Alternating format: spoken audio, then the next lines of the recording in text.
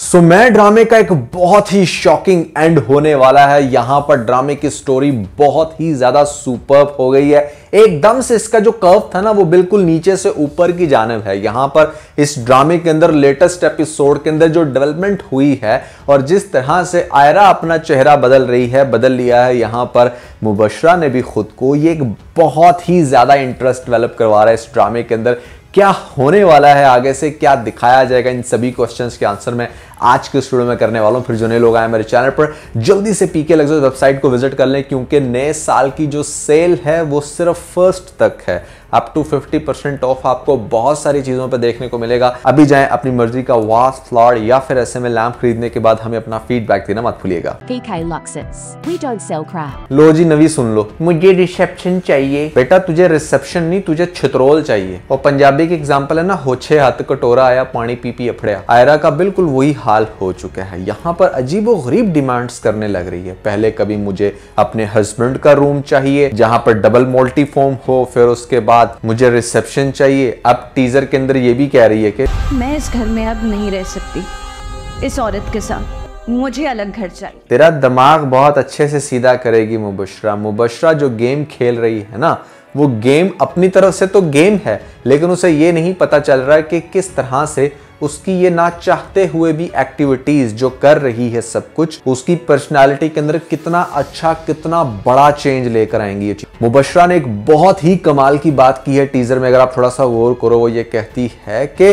बीवियां तो her husband के घर में बसती हैं, लेकिन असल घर उसका होता है जो हस्बैंड के दिल में बसता है। तो भाई उसका जो सफर है ना वो डायरेक्टली यहाँ पर जैद को बहुत ज्यादा वो हिट कर रही है डेली बेसिस पे।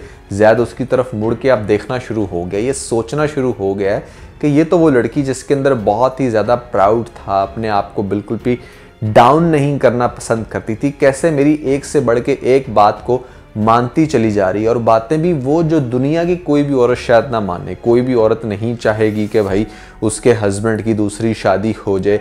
फिर इसके बाद ये नहीं करने वाली कि वो अपने मेहमानों को खुद से इनवाइट करे कि आओ मेरे हस्बैंड की दूसरी शादी में। और तो और यहाँ पर इतना अच्छा बन जाएगी अब उसके आगे कि ग्रेजुअली दिखाया जाएगा कि जो हमारा जैद है उसका इंटरेस्ट वहां पर भी बनेगा। शुरू में उसको अपनी वाइफ एक्सेप्ट नहीं करता था, बट अब वो कहना शुरू हो गया कि वो भी मेरी वाइफ है। और ये चीज कहीं ना कहीं बहुत तकलीफ देने लग रही है आयरा को।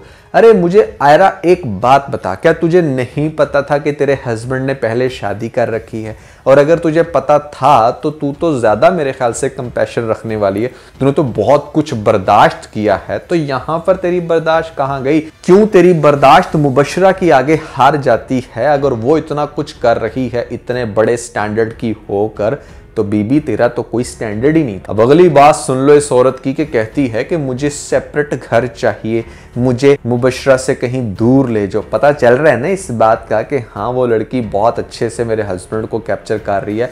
जहां पर मुझे जगह बनानी चाहिए थी वहां पर अब वो बना रही है। बेसिकली ना मुबशरा बहुत अच्छे से अंडरस्टैंड कर चुकी है कि आयरा क्यों जीत रही है हर मामले में, क्यों जैद उसको ज्यादा प्रायोरिटी दे रहा है। क्योंकि आयरा ने जैद के दिल में घर किया था, तो का जो अब टारगेट है ना वो दुनियावी चीजों में और अपने ईगो में तो है ही नहीं, वो तो डायरेक्टली जैद के दिल में अपना घर कर रही है। और आयरा को ऐसा लग रहा है कि जैद तो मेरा है और हमेशा मेरा ही रहेगा, जिसने 5 करोड़ का चेक दिलवा दिया, मेरे से शादी कर ली, इतना सब कुछ मेरे लिए कर रहा है, तो ये आगे भी करता रहेगा।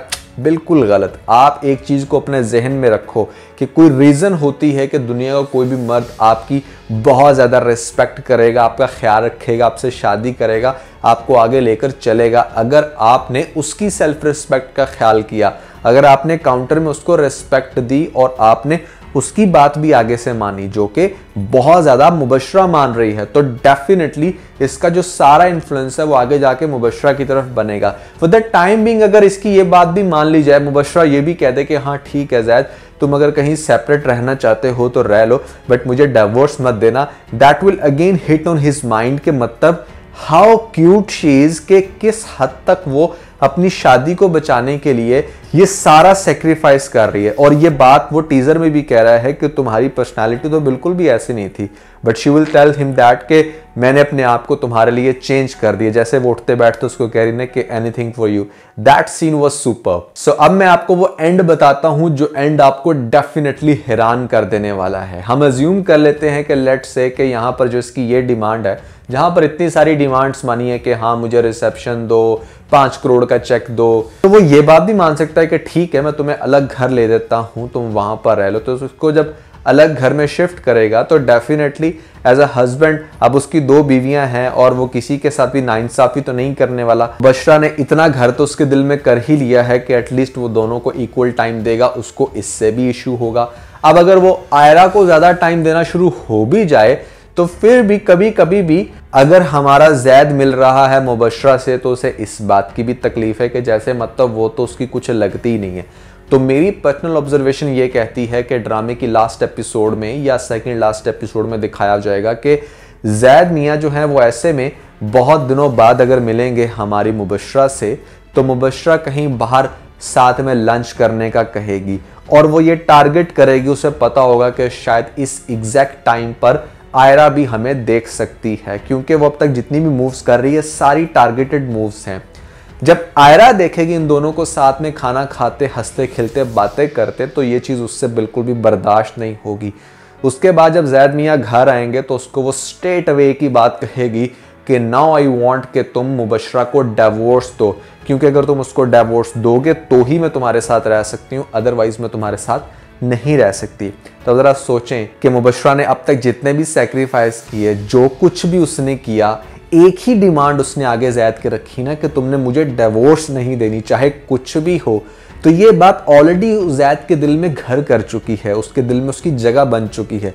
जब वो इस लेवल की फिरौनियत देखेगा ना आयरा की तरफ से कि मतलब ये तो बिल्कुल इंसेन हो चुकी है, ये तो चाहती है कि मतलब इसके इशारों पे अब दुनिया नाचे, तो वो उस पॉइंट पर हो सकता है कि बीबी ए तुझे दिया मैंने खुला पैसा, तेरे पास है ढेर सारी दौलत, तू बहुत एस्टेब्लिश है, तू कहीं पर जॉब भी कर सकती है।